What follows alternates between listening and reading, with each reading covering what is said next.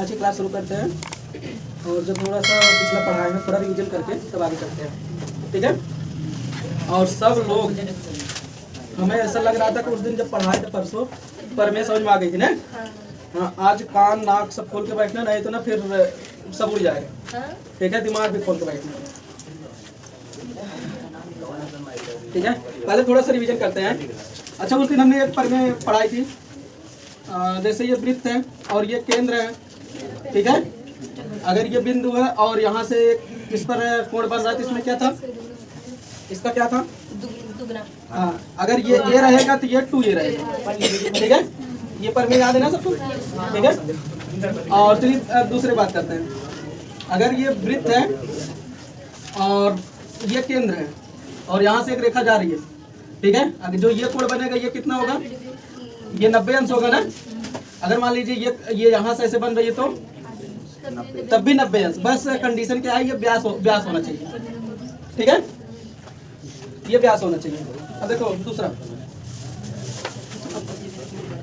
अगर ये वृत्त है, ठीक है, और ये जीवा है, ये जीवा हो चाहे ना हो, अगर ये 2 पॉइंट की बात हो रही है, यहाँ से मान लीजिए 2 कोण बना देते हैं। ये देखो, एक ये बन गया, एक ये बन गया, ठीक है, और एक यहाँ से बना दिए।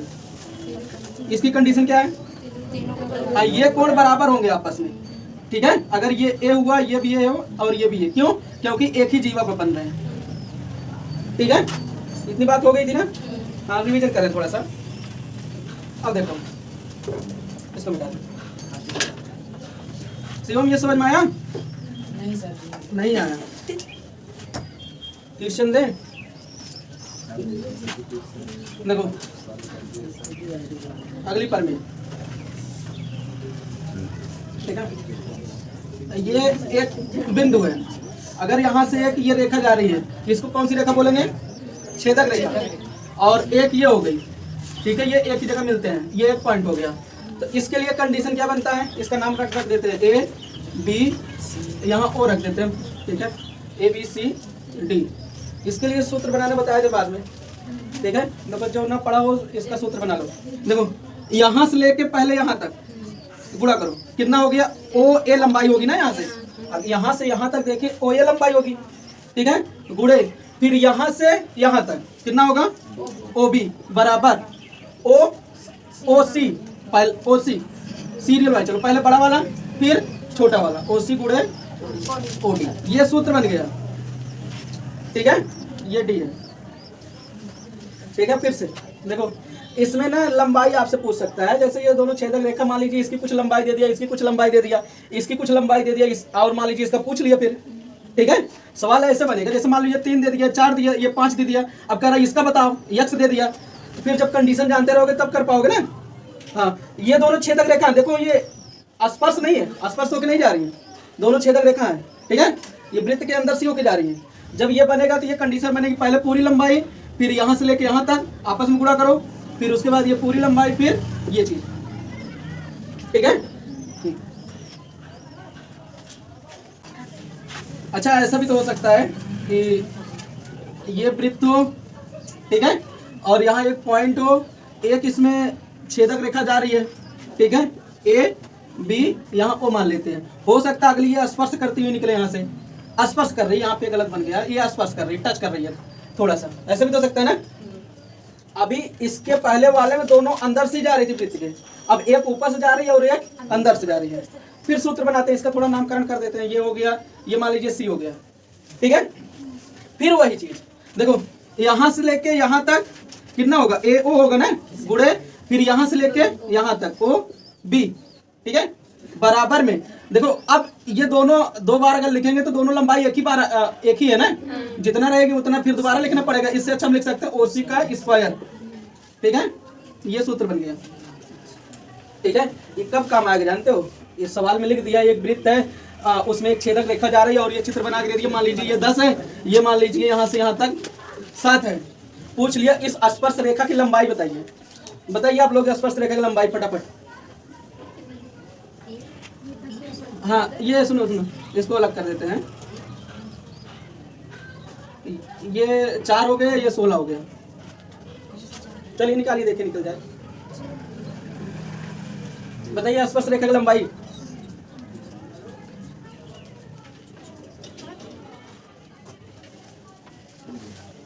स्पर्श रेखा की लंबाई क्या होगी। सूत्र इसमें मत रखो, हम जैसे बनाए वैसे बना डालो। देखो चलो हम एक बार बता दे रहे हैं, ये सवाल है, ठीक है। अगर यहाँ 4 लिखा तो इसका मतलब ये यहाँ से यहाँ तक लंबाई है नहीं, और यहाँ 16 लिखा तो इसका मतलब ये यहाँ से यहाँ तक की लंबाई है नहीं। सूत्र बनाते वक्त हमने क्या बताया, पहले यहाँ से लेके यहाँ तक लंबाई लिखो, यहाँ से यहाँ तक कितनी है, हाँ 16 ये है, 4 ये है, कितना हो गया 20। फिर उसके बाद यहाँ से लेके यहाँ तक कितना हो गया 16 बराबर, फिर स्पर्श रेखा तो यही है, ठीक है। ये स्पर्श रेखा ओसी का स्क्वायर, ओसी का स्क्वायर ये कितना हो गया 16 दूना 32, 320 ना बराबर ओसी का स्क्वायर, और ये स्क्वायर इधर आके करणी हो गया 320 करणी में। अब जो है अपना आंसर निकाल लो, हो गया 320 करणी में, ठीक है। चलिए अगली पर में, अगली पर में अच्छा ये वृत्त है, ठीक है, ये वृत्त हो गया, एक यहाँ पॉइंट हो गया। अच्छा बताओ अब अगली कंडीशन क्या हो सकती है, अगली कंडीशन क्या हो सकती है, हाँ दोनों स्पर्श रेखाएं हो जाएं। ये मान लो ये स्पर्श रेखा जा रही है और ये स्पर्श रेखा ये, ठीक है। एक बिंदु से जब दोनों अंदर जा रही थी तब भी हमने बताया, ठीक है, और एक स्पर्श रेखा जा रही है और एक छेदक रेखा जा रही है तब भी बताया। अब अगर दोनों स्पर्श रेखाएं हो जा रही थी तो वो सिंपल कंडीशन है कि ये रेखा और ये रेखा की लंबाई बराबर होगी, ये जहां स्पर्श कर रही है ये दूरी और ये दूरी बराबर होगी, ठीक है। ये बी हो गया, ये हो गया, तो हम लिख सकते हैं ओ ए बराबर ओ बी। लेकिन कब, जब एक बाह्य बिंदु से दो स्पर्श रेखाएं खींची जाए तो इसका मतलब यह है कि दोनों स्पर्श रेखाएं की दूरी बराबर है, ठीक है। नया है ना। अगला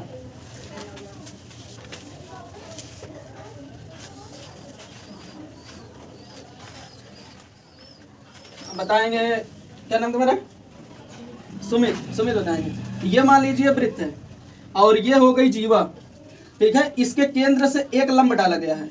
इस कंडीशन में क्या होगा, इस कंडीशन में क्या होगा, यहाँ लंब डाला गया ओ है, चलिए ये ओ है, ये डी है और ये बी है, बी कैसी मान लो। इस कंडीशन में क्या होगा, एक वृत्त है और एक जीवा है और जीवा पे केंद्र से लंब डाला गया है, मतलब ये 90 अंश है।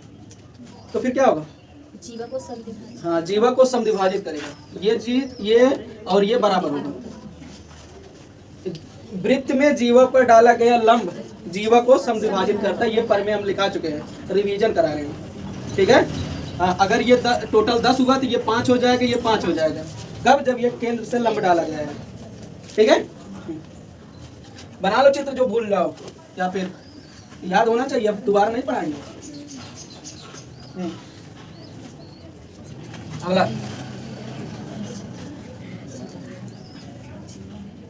सूरज, चलो बताओ इधर, अगर एक जीवा है, ठीक है, जीवा के आधे से अगर हम केंद्र को मिला दे रहे हैं, ठीक है, जीवा के आधे को अगर हम केंद्र से मिला दे रहे हैं तो फिर क्या होगा,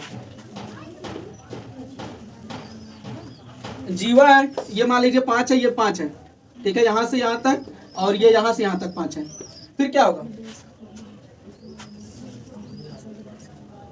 बोलो, नालायक रही है, क्या होगा किरण दा, देखो अगर जीवा के समद्विभाजक को अगर यहाँ केंद्र से मिला रहे हैं तो इसका मतलब यहाँ 90 अंश का कोण बनेगा, ठीक है। पहले जब 90 अंश बन रहा था इसका मतलब ये जीवा को समद्विभाजित कर रहा है, अगर जीवा समद्विभाजित हो रहा है तो ये कोण 90 अंश बनेगा, दोनों एक साथ साथ चलेंगे, ठीक है, समझ में आया। चलो अगला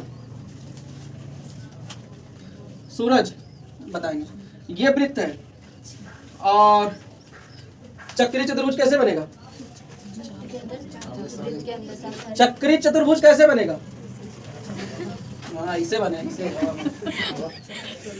देखो वृत्त के अंदर चार बिंदुओं से मिलाने से, वृत्त के अंदर 4 बिंदुओं को मिलाने से जो चतुर्भुज बनेगा उसको चक्रीय चतुर्भुज कहते हैं। वृत्त के अंदर 4 बिंदु ले लिए, ठीक है, नहीं वृत्त के परिधि पर 4 बिंदु ले लिए और इसको अंदर ही मिला दिए तो क्या बनेगा, चक्रीय चतुर्भुज बनेगा, ठीक है। कंडीशन यही है कि ये इसके जो कॉर्नर है इसके परिधि पे होने चाहिए, चाहे जहां हो, चाहे यही बना दो लगे ही, ठीक है, उससे नहीं मतलब है, लेकिन ये जो कॉर्नर है सब ये परिधि होने चाहिए। अच्छा ये इसका नाम रख देते हैं A B C D, अगर ये चक्री चतुर्भुज है तो हम क्या कह सकते हैं? हाँ, आमने सामने के कोणों का योग 180 अंश होता है। चक्री चतुर्भुज के आमने सामने कोणों का योग 180 अंश होता है। अगर ये ए है, ये बी है, ये सी है, ये डी है, तो इसका मतलब है हम ए प्लस सी बराबर 180 अंश लिख सकते हैं। ठीक है, बी प्लस डी बराबर, हाँ, बी प्लस डी बराबर 180 अंश लिख सकते हैं। ठीक है, अब इसमें सवाल कैसे आएगा? ऐसे चक्री चतुर्भुज बना दिया, ये मान लो हो गया 70 अंश, तो वो कितना होगा? ये वाला 110 हो जाएगा। ठीक है, क्योंकि चक्री चतुर्भुज के आमने सामने कोणों का योग 180 अंश होता है। अगला नया है। अच्छा, चतुर्भुज हमने अंदर बनाया था, उस दिन बाहर नहीं बनाए थे। ठीक है, चलिए बाहर ही बना देते हैं। मान लीजिए ये वृत्त है और ये चक्री चतुर्भुज बाहर बन गया।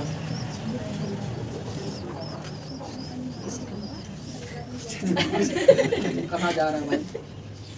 मान लेते हैं, भावनाओं को समझो, बातों में क्या रखा है। हाँ। सुनो, ऐसे इसको उल्टा कर लेते हैं ना, चतुर्भुज के अंदर सभी भुजाओं को छूते हुए एक वृत्त बना दिया। ठीक है, बन गया ना। अब अगर ऐसे बन रहा है, ठीक है, तो इसमें इसका मतलब हम इसमें ये कह सकते हैं कि ये देखो आमने सामने की भुजाओं, देखो ये इसके सामने कौन सी भुजा है? ये है। ठीक है, देखो a b plus c d बराबर b c plus a d. आमने सामने भुजाओं का योग बराबर होगा। बात समझे? अगर इस तरह से चित्र बन रहा है, चतुर्भुज के अंदर वृत्त बन रहा है, तो इसमें आमने सामने भुजाओं का योग बराबर होंगे। देखो इसके सामने की भुजा ये है, इन दोनों को जोड़े, और इसके सामने की भुजा ये है, इन दोनों का योग और इन दोनों के योग के बराबर होगा। अब इसमें सवाल कैसे बनेगा? देखो सवाल, मान लेते हैं ये दे दिया, ये वाली भुजा दे दिया 7 और ये दे दिया 10। ठीक है, ये दे दिया कितना? ये भी मान लेते हैं 8 मान लेते हैं। अब पूछ लिया ये निकालो, तो कौन सा सूत्र लगाओगे? हाँ, अब देखो अगर ये नहीं पता होता फिर कौन सा सूत्र लगाते? ना, ढूंढते रहते हैं। तो ये नियम है। ठीक है, हाँ, ये नियम है कब? जब ये चतुर्भुज के अंदर वृत्त बना रहेगा, वृत्त सभी भुजाओं को टच करेंगे। ठीक है, तो हम क्या बोल सकते हैं? देखो इस भुजा का योग और ये मान लो यक्स है, 10 प्लस यक्स लिख सकते हैं, बराबर में 7 प्लस 8 लिखेंगे। यक्स का मान निकाल लेते हैं, इधर 15 हो गया, 10 उधर जाके घट गया 5।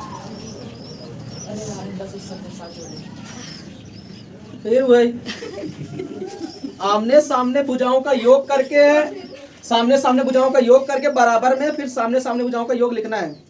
ठीक है, गलती मत करना, अगर कंफ्यूजन है तभी पूछ लो। देखो, अच्छा इस पर हम दूसरा सवाल देते हैं।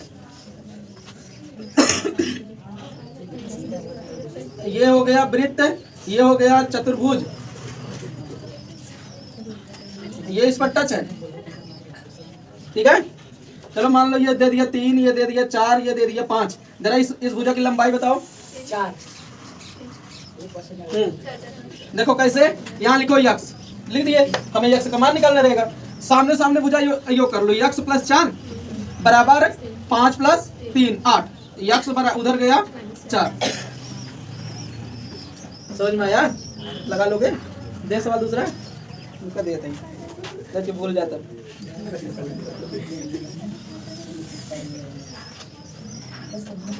ये वाली परमेय समझ में आ गई? हाँ, इस पर सवाल भर भर के आते हैं। चलो अगला परमेय।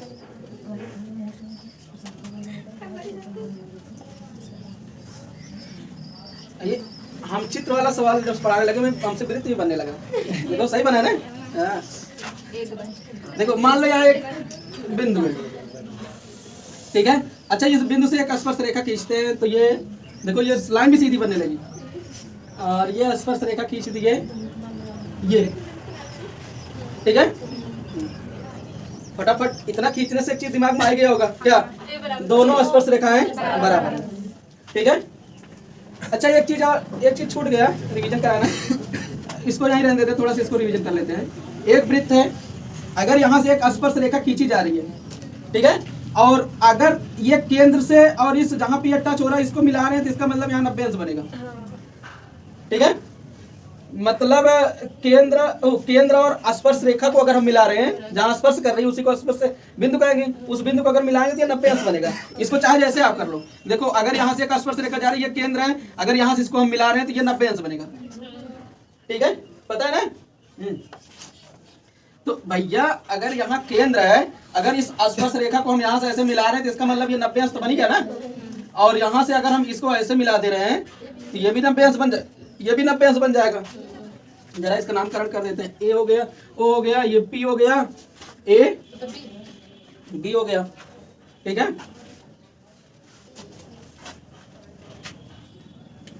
अच्छा इस कोण को मान लेते हैं, ये कोण पूरा थीटा है। कोण तो बन रहा है ना, देखो ये कोण थीटा हो गया। ठीक है, जरा कोई बताओ ये कोण कितना होगा। ये बंद हो गया,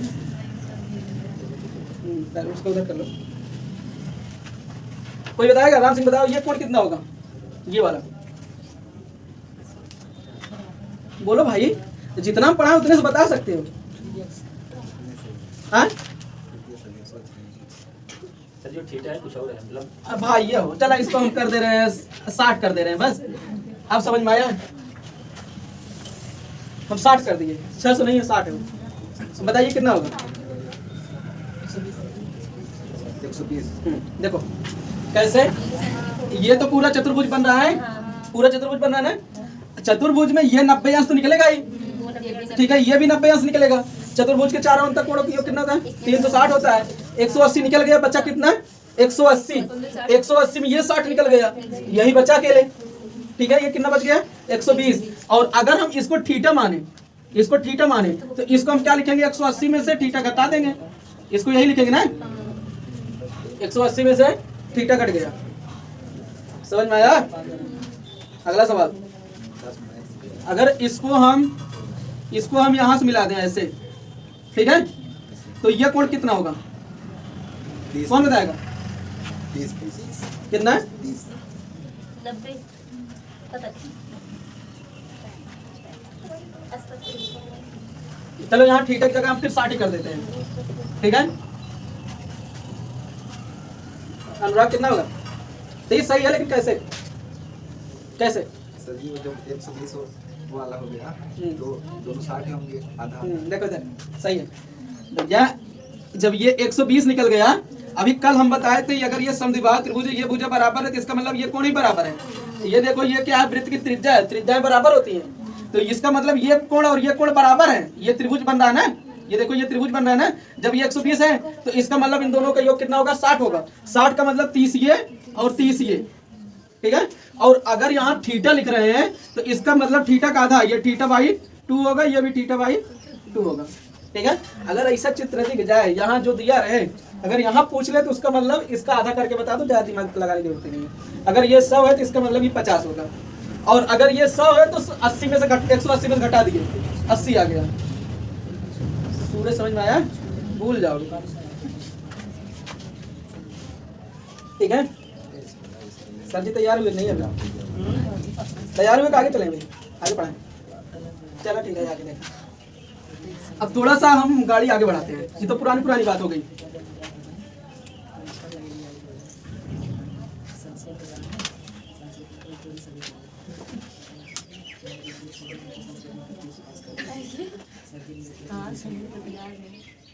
क्या बता रहे भाई, कहानी वहाँ हम पूछेंगे ना तो फिर नहीं बता पाओगे तो मारेंगे ना, तो कहानियाँ सुनाओगे फिर। ठीक है यार, इसलिए जितना देर पढ़ाए उतना देर बढ़िया से पढ़ लिया करो, अगर ना मन लगे तो बाहर सड़क खाली है। चलो अगला देखो, दो रैखिक समीकरण, दो रैखिक, सब लोग रेटिंग डाल लो। तो दो रैखिक समीकरण, इसको एक ही बार में समझ लेना, ये बहुत लंबा, अगर समझ लिया बहुत आसान है, और नहीं समझ पाए तो ये सब उड़ जाएगा। ठीक है, हाँ, दो रैखिक समीकरण, इसका रूप लिखते हैं a1 x और b1 y प्लस c1 बराबर 0, ये इसका रूप है। देखो कभी आप लोग ऐसे समीकरण देखे होंगे, जैसे 3x प्लस 4y बराबर मान लो 20 लिख दिया, मान लेते हैं, ऐसा समीकरण देखे हो ना। इसी को रैखिक समीकरण बोलते हैं। अगर इसमें दिक्कत है तो इसको आप 20 को इधर उठा लो, 3x प्लस 4y माइनस 20 बराबर 0, ये रैखिक समीकरण है। मतलब ये कोऑर्डिनेट ज्योमेट्री में जब जाओगे तो इससे एक रेखा बनेगी, ठीक है। हाँ, इससे एक रेखा बनेगी। और अभी हम थोड़ा सा बना के तुम्हारे डाउट क्लियर करके तब इस पर फिर आएंगे, ठीक है। देखो कैसे बनेगा रेखा ये। अच्छा, ये तुम्हें पहचान में आ रहा है ना, इसी का भाई है। देखो एक की जगह 3 लिखा है और यक्स यक्स है, वाई वाई है, बी की जगह कितना लिखा है, अंक की जगह कुछ भी लिख सकता है, अंक की जगह कुछ भी लिख सकता है। लेकिन ये यक्स वाई की जगह ए भी लिख सकता है, ठीक है। लेकिन अंक देखो, और ये ध्यान से देखो, इसका चेहरा देख लो कौन सा रिश्तेदार है, ठीक है। अच्छा, 2 रैखिक समीकरण है तो हमने देखी रेखा समीकरण लिखा, ठीक है। अच्छा, अगली बार क्या दूसरे समीकरण क्या हो सकता है, यहाँ 3 की जगह कुछ भी हो सकता है। मान लेते हैं A2 है, दूसरा है यक्स तो यक्स ही रहेगा, ये B2 हो गया प्लस C2 बराबर 0। अब इसको हम बोलेंगे 2 रैखिक समीकरण, इससे एक रेखा बनेगी। रेखा कैसे बनेगी आप बता के तब फिर आगे इसमें बात करते हैं। कहाँ गया कपड़ा?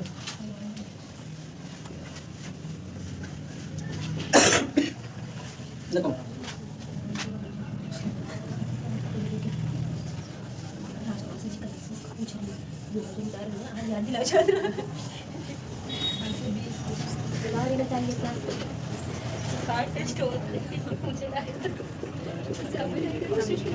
देखो सब लोग ध्यान देखो, इसको क्या बोलते हैं?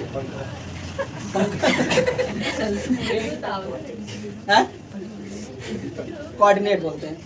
ये होता है फर्स्ट, ये होता है सेकंड, ये होता है थर्ड, ये होता है फोर्थ, ठीक है। हाँ, इसमें सब दोनों प्लस होते हैं। इसमें क्या होता है, माइनस प्लस होता है, इसमें माइनस माइनस, इसमें प्लस माइनस। अब तुम्हारे एग्जाम में ऐसे सीधा सवाल आ सकता है, कोऑर्डिनेट ज्योमेट्री में तीसरा क्या होता है, थर्ड कोऑर्डिनेट क्या होता है, माइनस माइनस ऑप्शन दे देगा ऐसे, ये ऑप्शन ये, ठीक है। ध्यान से देखो, ये एक्स है और ये वाई है, ये एक्स एक्सिस है, ये वाई एक्सिस, एक्स अक्ष, ये वाई अक्ष। ये जो एक्स अक्ष होता है ना, यहाँ पे ये 0 है, ठीक है, और इसके आगे माइनस एक्स होता है, और ये ऊपर प्लस प्लस होता है, ये इधर माइनस होता है। ये वो माइनस वाई अक्ष बोल सकते हो, इधर प्लस बोल सकते हो, और इधर ये माइनस है। मतलब फिर से सुन लो, इधर ये एक्स होता है प्लस में, इधर ये एक्स होता है माइनस, हर जगह यही मानेंगे, और वाई इधर माइनस होता है और ऊपर प्लस होता है, ठीक है। हमेशा इसके कोऑर्डिनेट लिखते हुए ऐसे लिखेंगे, एक्स और वाई, बीच में ये कामा है, कामा नहीं लिखते, मान लेते हैं, ठीक है। पहले क्या लिखा जाएगा, पहले एक्स फिर वाई, पहले एक्स फिर वाई, ठीक है। अगर यहाँ हो सकता है माइनस लगा दे, हो सकता है यहाँ माइनस लगा दे, हो सकता है यहाँ प्लस यहाँ माइनस, लेकिन पहला हम एक्स मानेंगे, दूसरा वाई। जैसे ये लिखा है, मान लीजिए ऐसे कर दिया, तो एक्स का मान कितना है 5, वाई का मान कितना है 6। बता लो अगली बार ना, अगर ऐसे कर दिया तो उलट जाएगा ना। हाँ सर, ये एक्स है, ये वाई है, पहला एक्स है, दूसरा हाँ, पहला एक्स दूसरा वाई, ठीक है। जरा हम इसको ध्यान से देखते हैं। देखो इसको यहाँ से नंबरिंग कर देते हैं, 1 2 3 4 5 6 7 8 ऐसे नंबर कर डालो, और इधर तो माइनस होगा ना, -1 -2 -3 -4 -5 -6 -7। यहाँ देखो 1 2 3 4 5, ठीक है, और यहाँ से -1 -2 -3 -4 ऐसे। अच्छा, ये कहाँ तक जाएगा, अनंत तक। ये कहाँ तक, अनंत तक, ये भी अनंत तक, ये नीचे भी अनंत तक, ठीक है। अब देखो, अगर हम ये कह दें 1 और 2, ये कहाँ पर है, 1 और 2 कहाँ पे है, किस कोऑर्डिनेट में है? हाँ, ये दोनों प्लस है, प्लस वाला कहाँ पे आता है, पहले वाले में, ठीक है। सूरज बताओ, ये कौन से कोऑर्डिनेट में है, थर्ड में। दोनों माइनस है, माइनस दोनों थर्ड में आते हैं। कंचन बताओ, ये किस कोऑर्डिनेट में, ये हाँ चौथे में, चौथे वाले में पहला प्लस होता है, हाँ दूसरा माइनस होता है। ये सीधा ऐसे सवाल बन जाएगा सिंपल वे में, सबसे सिंपल अगर सवाल बनेगा तो ऐसे ही बन जाएगा, ठीक है, किस कोऑर्डिनेट में है। और अगर यहाँ माइनस कर दी, यहाँ प्लस कर दी, फिर कौन से कोऑर्डिनेट में है, दूसरे में। और है कैसे, जरा देख लेते हैं, ये है कहाँ पे। देखो जैसे अगर ये प्लस प्लस है तो इसका मतलब पहले कोऑर्डिनेट में है, पहले में है तो इसका मतलब ये क्या है, एक्स है, ये क्या है, वाई है, ठीक है। एक्स एक्स जो है, देखो यहाँ पे एक है ना, एक यहाँ पे हो गया, वाई कितना था 2 देखो, एक इधर गए और 2 ऊपर गए, ठीक है, दो तो यही है ना, ये है दो, ठीक है। ये जो पॉइंट है ये यहाँ पे 1 और 2 है, ठीक है। जरा देखते हैं -3 -4, देखो ये कहाँ पे है, हाँ, तीसरे वाले में है, लेकिन कैसे निकालेंगे, देखो कैसे कहाँ पे है, -3 -4 है ना। देखो -3 का मतलब यक्स है, यक्स देखो 1 2 3 यहाँ पे है ना, ठीक है, यहाँ पे वो बात हो रही है। अब देखो -4 मतलब y, ठीक है, ये है -4y ना। इसको देखो यहाँ से यहाँ तक है वो, मतलब ये तो पूरा यही है, ठीक है।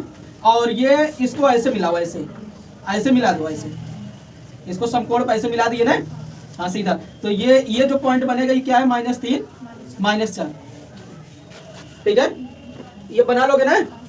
हाँ, इसको दर्शाने के लिए 5-6 में है क्लास 5-6 में ही आता है ये। अब चलो दर्शाना और छोड़ो, ये कर लोगे, इतना समझाने की जरूरत नहीं है। अब आते हैं जरा समीकरण पे, ये वाले 3x + 4y 5, मान लो आगे दिया था,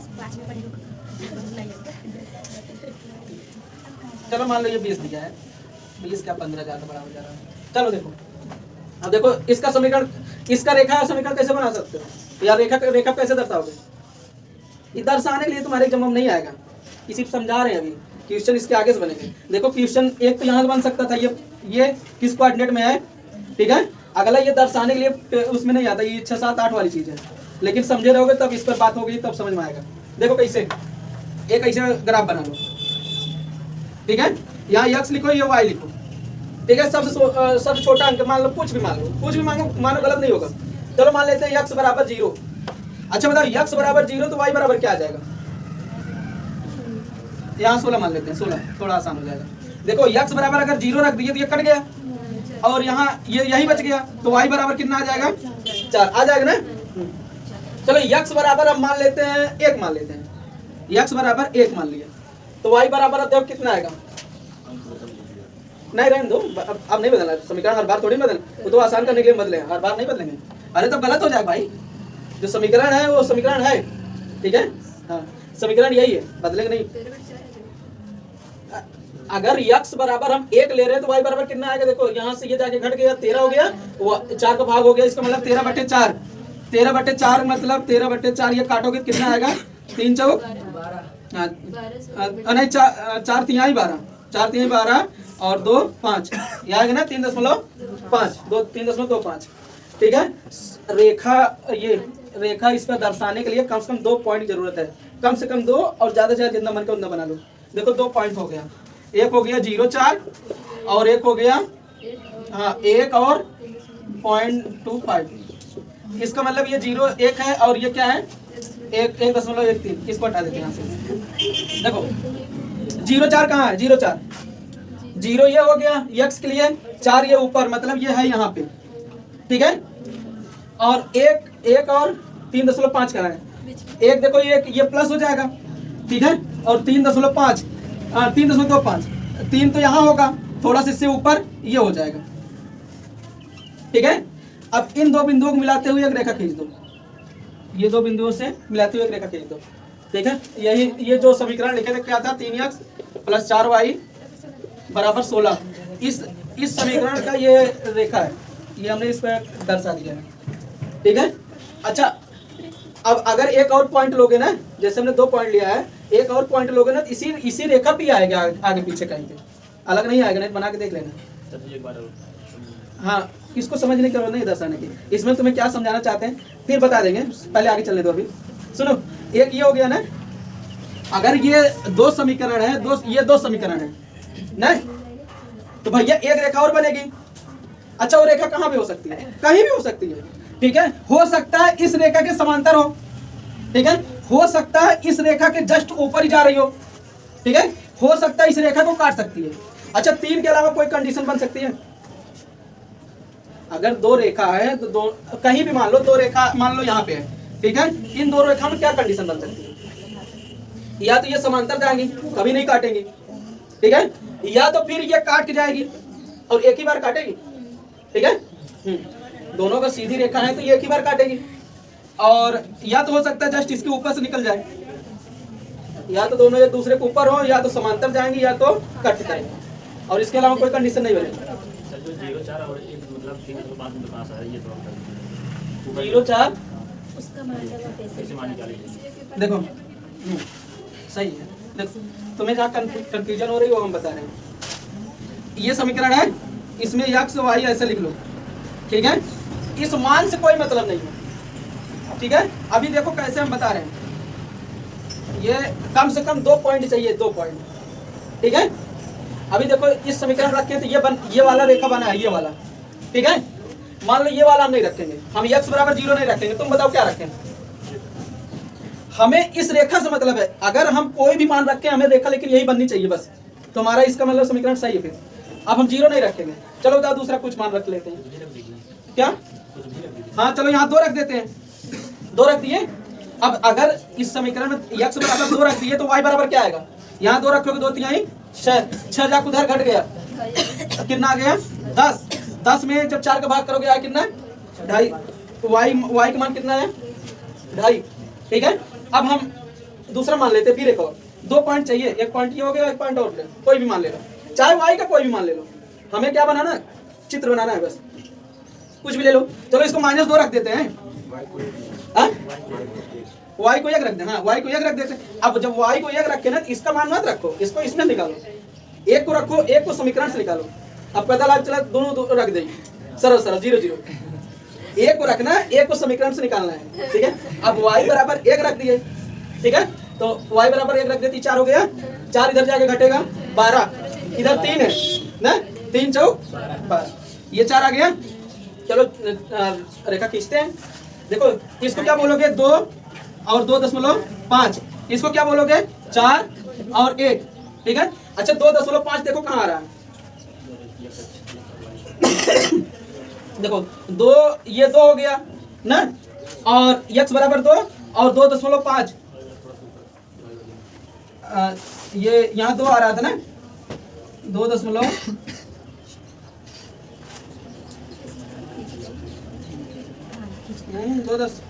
x बराबर 2, 2.5 यहाँ आ गया, ये ऊपर हो गया, ठीक है। और ये 4 और 1, 4 और 1, 4.1 यहाँ आएगा ना, ये 4 है। इसको चित्रों फिर से बनाते हैं, कितने लगे भी सकते हैं? हम तो इंतजार ही कर रहे हैं आपका। देखो 1 2 3 4 5 6, 1 2 3 4 5 6 7 8 9 10, 1 2 3 4 5 6, ठीक है। जरा साफ सुथरा चित्र बनाएंगे। देखो x बराबर 2 और y बराबर 2.5, x बराबर 2 यहाँ से लेंगे और y बराबर 2.5, इसको हम ऐसे मिला देंगे। ये पॉइंट यहाँ गया ना, ये क्या हो गया? 2 और 2.5। अब देखो ये दूसरा क्या है? 4, y बराबर x बराबर 4, 1 2 3 4 ये हो गया, और y बराबर कितना है? 1। ये पॉइंट यहाँ आएगा ना, ये देखो ये बन गया, ऐसे बन गया, ठीक है। हाँ ये ऐसे बन गया। अब देखो ये वाला, देखो ये ऊपर वाला 0 4, 0 4 कहाँ है? ये 0 और ये 4, ये देखो लगभग इसी पे आ रहा है। एक पॉइंट यहाँ आ गया, और 1 x बराबर 1, ठीक है, y बराबर 3.5, x बराबर 1 और 3.25 करीब। देखो ये भी यहीं आएगा। देखो चारों पॉइंट एक सीधी रेखा में आ गए, नहीं है? चारों पॉइंट एक सीधी रेखा में है ना, कोई भी मान रख के देख लो, ये इसी रेखा पे आएगा। हाँ बनाने में थोड़ा बहुत इधर उधर हुआ है तो आप समझ लो, कोई भी मान ले लो, यहाँ 10 ले लो। देखो इसको 10 ले लिए, x बराबर 10 ले लिए, तो y बराबर कितना है? 10 तिहाई 30, और 30 जाकर उधर घटा 14, हाँ -14, और 4 का भाग हो गया 14 में, 4 तिहाई 12 -3.5 ना, इसको हम क्या लिखेंगे? 10 और ये -3.5 ना। जरा देखो ये कहाँ आ रहा है? x बराबर 10, x बराबर 10, 1 2 3 4 5 6 7 8 9 10 यहाँ आ रहा है ना। देखो और y बराबर 3.5, 1 2 नहीं 1 2 3 यहाँ पे। जरा इसको ऐसे सीधे मिलाओ, ये देखो इसी समीकरणों पर इजी रेखा पे आ जाएगा, ठीक है। हाँ भावनाओं को समझो, चित्र सही नहीं बन रहा है, ये भी बनने लगे, भावनाओं को समझो बस, ठीक है। ये अगर ये पॉइंट इधर कहीं आता तो हम ये मान लेते नहीं आ रहा ना, इसी पे आ रहा है ना, उसी पे आएगा भैया, गलत नहीं, ठीक है। नहीं दूसरा कुछ रख के देखो, इसी पे, ये इसी बनना है बस, इससे मान निकालो, ठीक है, चाहे जो रख लो मान, चाहे यहाँ -10 रख लो, -10 रखो। देखो ये -10 हो गया। अब बताओ कि y बराबर कितना आया, ये -10 रख के ये इधर जाके प्लस हो गया, कितना हो गया 46। 46 में 4 का भाग किए तो 11.5 ना, तो ये इसको लिखोगे -10 और 11.5। -10 देखो कहाँ आएगा, x माइनस है 1 2 3 4 5 6 7 8 9 10, यहाँ मान लेते हैं। ठीक है, अब ये प्लस में है तो ये ऊपर जाएगा 1 2 3 4 5 6 7 8 9 10 11। अगर जब इसको ऐसे ऐसे मिलाओगे तो देखो ये पॉइंट इसी पे आ जाएगी। देखो ठीक है सर, अब समीकरण बना लोगे, लेकिन ये तुम्हारे एग्जाम में बनाने के लिए नहीं आएगा। ठीक है सर जी, 1 मिनट 2 मिनट और ये पूरा कर देते हैं, नहीं तो ये अभी कहेंगे फिर समझाओ। अब देखो तुमसे ये नहीं पूछेगा कि रेखा पे दर्शाओ, इन कदमों से पूछेगा। ठीक है, अच्छा एक रेखा ये होगा, ये दूसरी रेखा ये है, बराबर 0। ये दो रेखाएं क्या हो सकती हैं, या तो एक दूसरे को ऊपर से जाए, या तो समांतर हो जाए, या तो फिर काट के जाए। इसके अलावा कोई कंडीशन नहीं बनती। लेकिन अगर दो समीकरण दिया है, जब चित्र बनाएंगे तभी पता चलेगा ना कि ये कैसे जा रही है। अगर ये दोनों रेखाएं ऐसे निकल रही तो इसका मतलब समांतर है। अगर एक ही ऊपर एक साथ ऊपर निकल रही है तो क्या है, संपाती है। ठीक है, और अगर काट के निकल रही है तो काट रही है ना। लेकिन अब समीकरण में मिल गया एग्जाम में, कहेगा रेखा कैसी है तो तुम ये चित्र बनाने लगोगे नहीं ना। हाँ तो फिर लिखो आगे कैसे करना है, ये पूछेगा तुमसे। दो समीकरण दे दिया, रेखाएं कैसी हैं। ठीक है, अब देखो एक काम करो, दोनों समीकरण ऐसे लिख दिया करो, A1 बटे A2 बराबर B1 बटे B2, बस इतना पहले लिखो। ये बराबर मत लिखो, बराबर मत लिखो। B1 B2 B, अच्छा ये इतना तो समझ ले यार। देखो जब इसके आगे के ये दोनों अनुपात लोगे, सी को छोड़ दो, जब अनुपात लिया और अनुपात बराबर नहीं आया, अनुपात बराबर नहीं आया तो इसको नाम दे देते हैं अद्वितीय हल। अद्वितीय हल, इसका मतलब है ये दोनों रेखाएं एक दूसरे को काट रही हैं, एक दूसरे को रेखाएं काट रही हैं। कब, जब A1 बटे A2 B1 बटे B2 नॉट इक्वल टू। ठीक है, हाँ ये ऐसे ही ऑप्शन में देगा अद्वितीय हल है या समांतर है या समान है, तो आप ऐसे बटे में कर दो। अगर ये रेखाएं मतलब ये बराबर नहीं है तो इसका मतलब अद्वितीय हल है, ये रेखाएं एक दूसरे को काट रही हैं। और कहाँ काट रही है, किस पॉइंट को काट रही है, अगर ये दोनों समीकरण हल करोगे जो x y का मान निकलेगा, मान लो x y का मान कुछ भी आ गया तो उसी पॉइंट को काट रही है। मान लो 3 4 आ गए, x का मान, इसको हल करोगे x का मान कुछ आएगा और y का मान कुछ आएगा तो उसी को काट रही है। ठीक है, अद्वितीय हल होने के लिए क्या है, A1 बटा A2 not equal to B1 बटा B2। ठीक है, लिख लिए, अभी भूलोगे। हाँ चलो देखो, अच्छा ये बराबर हो सकते हैं, रुक जाओ अभी 3 बचा, 2 बचा। ये बराबर ये बराबर नहीं है, हो सकता है बराबर भी हो जाए ना। अब जब ये बराबर हो गई, इसको किस लिख लेते हैं,